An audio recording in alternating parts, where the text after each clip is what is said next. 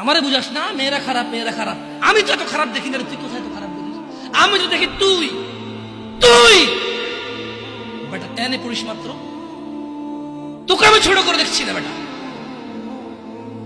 তুমি বের হও, ছবি পাঠাও নাহলে হাত কেটে ফেলবো আমি। দেখো আমি বিষের বোতল নিয়ে আসি, ছবি পাঠাও। তুই বেটা আমার বোনটাকে বেটা ফুসলেছিস বেটা। ফাজিল, মেয়েরা খারাপ, মেয়েদের খারাপের কারণে দুনিয়া শেষ। তুই কে রে?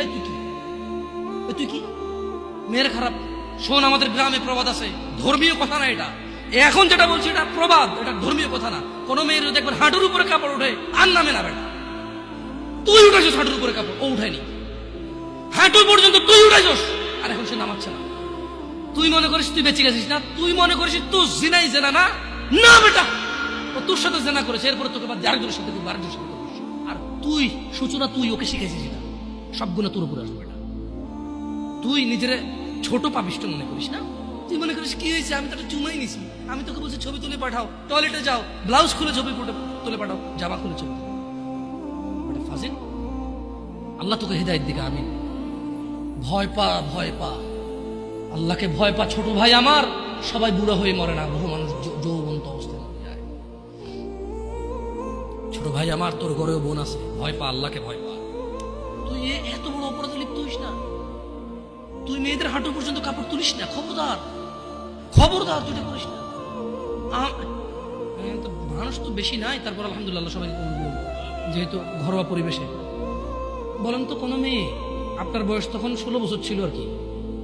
আচ্ছা যান, কোন একটা 14 থেকে 18 বছরের মেয়ে আপনাকে বলছে চলো আমরা একসাথে থাকি, বলেন? 1 লাখ একটা পাবি না, 1 লাখ।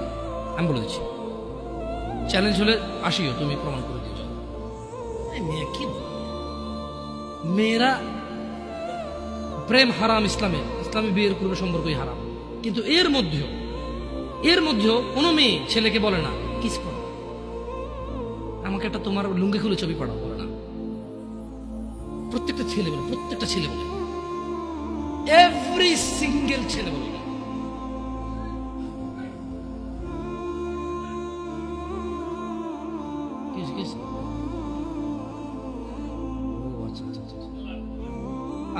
ঠিক আছে, বন্ধ করবো। জানা না, মানুষের কষ্ট দিন না, মানুষকে কষ্ট দিন না, জানা বন্ধ করে দিন।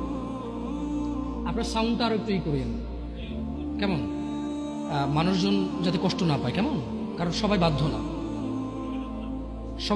তো। না ঠিক আছে, না জানালাগুলো বন্ধ করে দেন, মানুষ যাতে কষ্ট না পায়, কারণ সবাই তো বাধ্য না।